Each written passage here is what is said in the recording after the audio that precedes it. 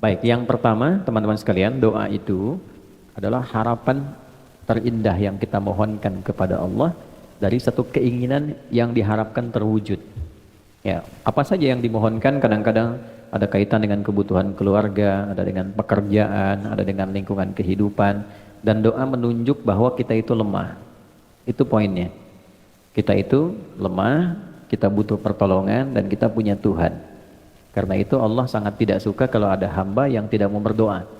Innal ladzina yastakbiruna an ibadati, sungguh orang yang menyimpulkan bahwa dia itu cukup hebat sehingga tidak mau berdoa, maka nanti diberikan oleh Allah satu tantangan untuk selamat dari neraka jahanam saat kembali ke akhirat kelak. Kalau memang kamu hebat, gak butuh doa, ya kamu silahkan lepaskan diri dari ancaman neraka jahanam itu.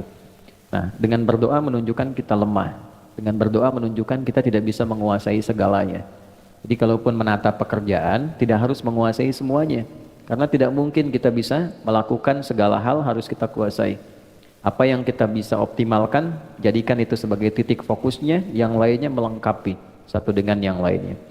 Kemudian dalam berdoa itu nanti ada beberapa etika, adab, yang kalau kita kerjakan dengan adab itu mempercepat terkabulnya doa. Sama kayak anak minta ke orang tua, dengan adab kan lebih cepat diberikan dibandingkan dengan sekedar meminta tanpa adab. Yang ada malah orang tua bisa merespon dengan respon yang tidak diharapkan.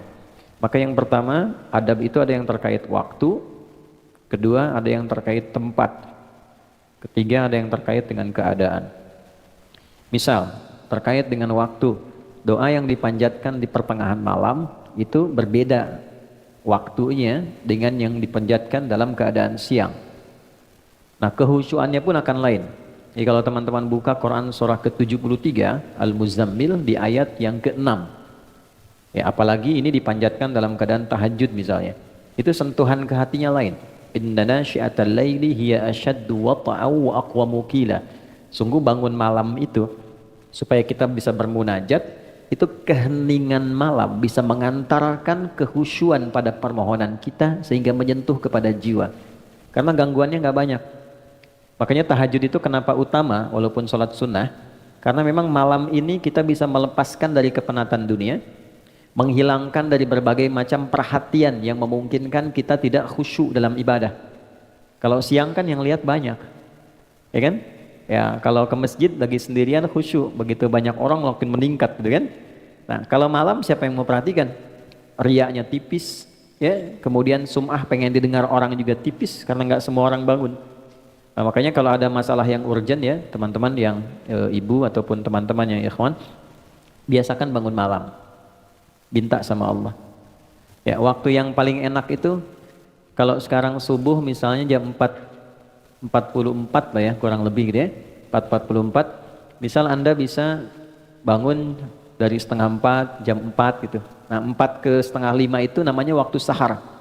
Waktu sahar itu waktu paling bagus-bagusnya untuk istighfar dan berdoa. Ya, di situ ada petunjuknya di Quran surah ke-51 ayat ke-18. Wabil ashari hum yastaghfirun. Ada kebiasaan satu keluarga itu orang-orang yang menghidupkan waktu akhir malam menjelang subuh dengan istighfar, mengoreksi diri. Bisa dilakukan dengan keluarga kompak. Ya, misalnya habis tahajud, walaupun tidak harus panjang-panjang, tidak harus banyak rakaatnya. Misal cukup 2 rakaat, setelah itu witirnya 1 rakaat misalnya. Jangan paksakan yang tinggi-tinggi dulu sampai Al-Baqarah rakaat pertama misalnya kan. Baik, atau seterusnya. Cukup misalnya yang pertama Al-Falaq, rakaat kedua An-Nas, nanti witirnya Al-Ikhlas. Ya, itu untuk memulai. Nanti kalau sudah rasanya makin enak, diingkat lagi 4 rakaat, suratnya tambah. Nah, poinnya adalah kadang-kadang suka lupa habis tahajud selesai begitu saja. Tidak. Sunnah yang kedua istighfar. Nah, astagfirullahaladzim kan? Astagfirullahaladzim. Itu yang paling pendek. Astagfirullahaladzim alladzi la ilaha illa huwal hayyul qayyum wa atubu ilaih. Itu agak panjang. Tapi kalau mau detil dengan fikih Qur'annya, mulai dari suami, ya kan? Minta maaf sama istri.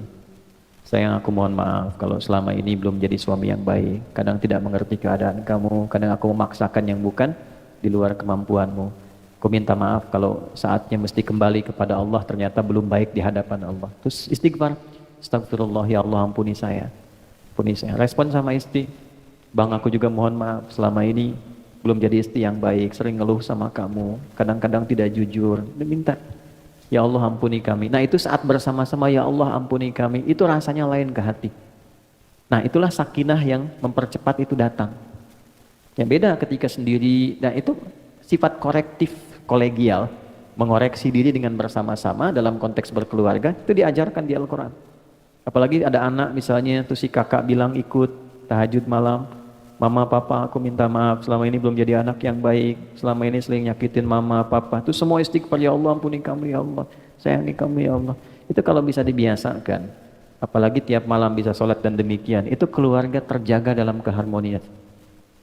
Keluarga terjaga dalam keharmonisan, selalu harmoni, ketenangan. Dan yang paling indah adalah disitulah saat doa terkabulkan. Ya, ibadi itu hadis kutsinya, hambaku, kan? Engkau mau minta apa? Engkau mau minta apa? Ya, man istaghfara ghafartulah. Siapa yang istighfar, aku ampuni.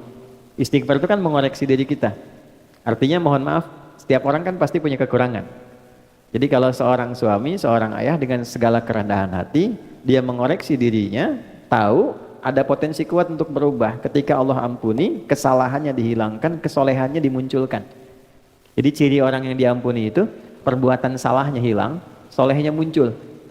Lisan itu kurang baik, bagaimana diampuni dosa lisan? Berubahlah tampilan lisan ini dengan berkata yang baik dan ditinggalkan yang tidak baik yang sebelumnya dilakukan perbuatan itu. Itu poinnya. Ya, kita ingin bertobat dari harta yang haram, maka perbuatan yang mengantarkan pada haram jadi hilang, yang halal jadi muncul. Itu tanda penerimaan tobat di hadapan Allah. Terjadi perubahan kebaikan. Nah sama, kalau tadi di rumah tangga ada korektif, sifat mengoreksi kepada diri, lalu diampuni oleh Allah yang salah-salah itu, terjadilah perbaikan. Kebiasaan yang kurang bagusnya berubah menjadi baik. Itu potensi tertingginya dilakukan pada waktu apa? Pada tahajud, di waktu sahar. Kemudian man sa'ala, ya, a'ta, siapa yang meminta Allah berikan. Ya, man su'ila a'ta, siapa yang meminta kepada Allah dimintakan kemudian diberikan. Kemudian nah ini poinnya. Perhatikan baik-baik, ini kalimatnya. Wa man da'a ajaba, siapa yang berdoa dijawab. Nah, jadi biasakan kalau ingin berdoa bisa diisi dengan istighfar terlebih dahulu. Makanya sebelum kita doa pasca sholat kan istighfar dulu. Istighfar, Allahumma antas salam, kemudian yang subhanallah, alhamdulillah, Allahu akbar, baru kesananya turunan ada doa kan. Ya, bagaimana minta dalam keadaan kotor? Masih banyak dosa, masih minta gitu kan. Kan secara normal, secara logika juga tidak nyambung. Jadi kita bersihkan dulu baru kemudian kita memohon kepada Allah. Jadi ini kalau dibiasakan waktu tengah malam menjelang akhir malam ke subuh itu waktu yang terbaik untuk berdoa. Di antara yang lain, antara adzan dengan iqamah misalnya itu waktu. Yang kedua tempat. Ada tempat-tempat tertentu yang secara spesifik mempercepat terkabulnya doa. Misal, ada yang tempatnya itu untuk umum di Mekah, area Ka'bah, kan? Multazam, Raudhah. Tapi kan nggak semua kita bisa ke sana. Karena itu apa yang bisa kita lakukan? Masjid. Ya. Ini yang teman-teman yang laki-laki ya, ada kebiasaan di sahabat Nabi itu diajarin sama Nabi kalau mau beraktivitas ke masjid dulu. Oke? Mereka berangkat dari masjid setelah subuh, salat syuruk, udah punya agenda. Jadi agenda itu disiapkan dari malam. Besok mau ngerjakan apa, dirapikan. Nah, subuh berangkat ke masjid, membawa agenda itu yang sudah kita pahami. Nanti dalam sholat kita minta sama Allah.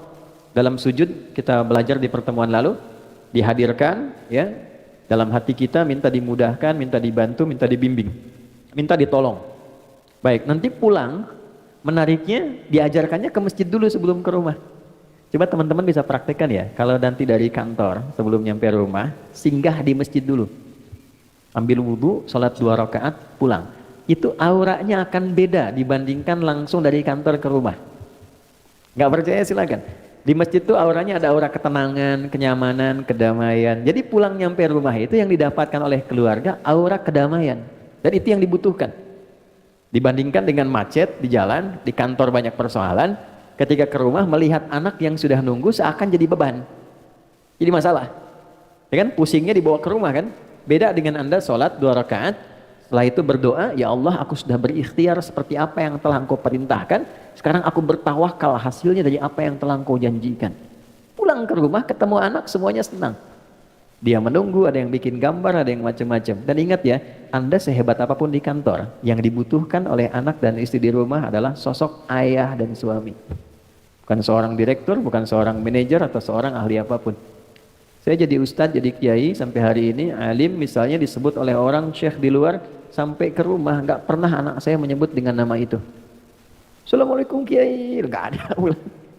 Dia bikin ayahnya kok. Ya, dia bikin ayahnya. Assalamualaikum ustadz, nggak ada.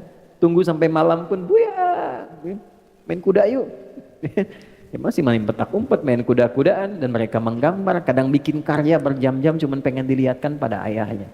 Lantas siapa Anda yang kemudian direktur di perusahaan, nyampe ke rumah pengen jadi direktur juga?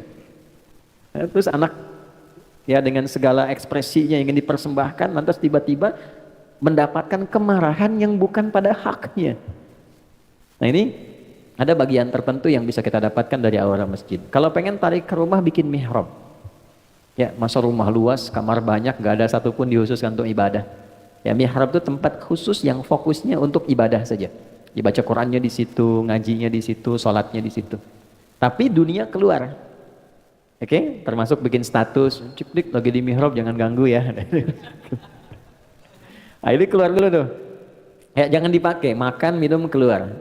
Mihrab itu tempat yang disebut spesifik dalam Quran. Dia punya dua keistimewaan. Mempercepat terkabulnya doa, mendatangkan rizki dari sisi yang tidak diduga. Ya, itu ada di Quran surah ketiga Ali Imran ayat 37. Ya, fataqabbalaha rabbuha biqabulin hasanin wa ambataha nabatan hasana wa kaffalaha Zakaria. Poinnya, kullama dakhala 'alaiha Zakaria al-mihrab wajada 'indaha rizqa. Qala ya Maryam anna laki hadha? Qalat huwa min 'indillah. Poinnya, innallaha yarzuqu man yasha' bighairi hisab. Jadi kalau punya mihrab, makanya kenapa imam mimpinnya di mihrab? Kan tempat imam ngimamin di masjid mihrab kan? Karena memang di tempat itulah cepat terkabulnya doa, imam mewakili pemohon doa dari makmum. Untuk itu ada kualifikasi imam yang tidak sama dengan makmum. Imam di kantor tidak sama dengan imam di masjid. Jadi jangan paksakan jadi imam di kantor, pengen setara di masjid.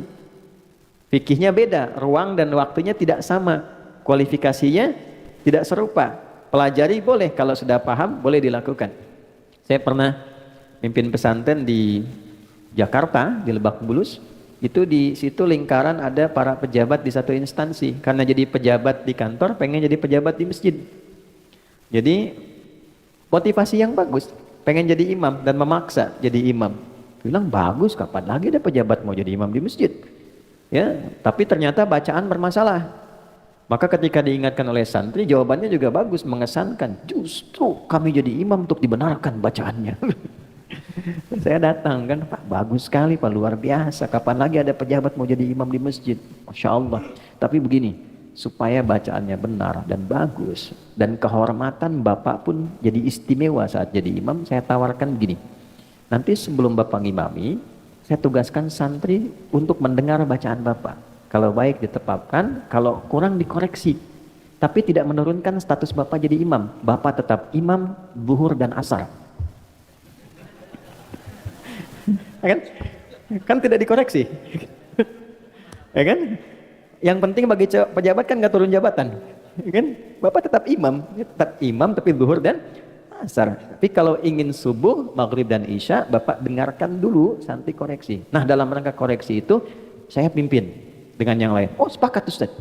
Yang penting kan gak turun jabatan, ya kan? Nah, setelah berlangsung dipimpin, terasa bagus, nyaman, akhirnya kita tawari, Pak silakan. Oh enggak, udah ini aja, bagus kok, ya kan? Nah, jadi kadang-kadang ada pola komunikasi hikmah itu tidak harus selalu marah. Orang belum tahu diberitahu, bukan dimarahi. Ya, maka di rumah bikin, walaupun tidak harus satu ruangan, sehamparan sejadah, kita bisa sholat, kita bisa minta. Nah, itu mempercepat terkabulnya doa. Jadi tempat sudah, kemudian waktu juga sudah, ya kan? Nah, yang ketiga adalah kondisi. Kondisi itu biasanya berkumpulnya orang-orang saleh saat pengajian. Ya, hadisnya ada di riwayat Ibnu Majah. Ya, man salaka tariqan yaltamisu fihi ilman sahalallahu lahu tariqan ilal jannah wa innal malaikata la tadau ajnihataha ridan li talibil ilmi. Paham? Tidak. Siapapun yang menginvestasikan, meluangkan waktu, tenaganya, kesibukannya, dan dia arahkan satu bagian waktunya untuk belajar agama. Walaupun dia cuma ngaji satu ayat, satu hadis, itu Allah perintahkan pada malaikat, catat semua investasi, waktu, tenaga, keringatnya untuk dilipat gandakan pahala demi meringankan langkahnya menuju surga. Oke, jadi ini nggak mudah. Wa innal malaikata, dan berikan satu tambahan saat dia mulai berangkat tapi niatnya memang spesifik untuk belajar. Maka ada malaikat yang Allah perintahkan untuk membentangkan sayapnya, memberikan ridha kepada orang ini sampai dia pulang kembali. Nah, di antara makna ridhonya malaikat itu, di antara maknanya mengaminkan doa yang dimohonkan. Itu teman-teman, saya yakin sekali banyak yang punya harapan pengen ini dan itu, dari sejak berangkat tuh isi dengan doa. Oke? Di jalan, belum datang isi dengan doa. Selesai kita berdoa, pulang. Nah, di antara doa itu ada yang sifatnya umum, ada yang mungkin sifatnya spesifik. Hadirkan tuh. Ya, karena malaikat mengaminkan. Karena itu malaikat sifatnya ghaib, nggak nampak. Kalau nampak kan masalah. Ya Allah, mohon malaikat samping. Kenapa John? Bapak siapa? Malaikat maut. Ini nggak jadi kita doa balik. Ya, nah ini sifat-sifat seperti ini. Alhamdulillah 3 ini tergabungkan. Tempatnya baik, tempat orang menghafal Quran, rumah Quran, dalam keadaan yang baik, dan insya Allah dengan orang-orang yang baik. Saya sebetulnya banyak nerangkan hampir 20 menit, hanya ingin mengembalikan ke awal. Apa bagian awal tadi? Mudah-mudahan berkumpulnya kita di tempat yang baik, dalam keadaan yang baik, dengan orang-orang yang baik, insya Allah mengantarkan dengan doa kita dan merubah kita menjadi orang yang lebih baik.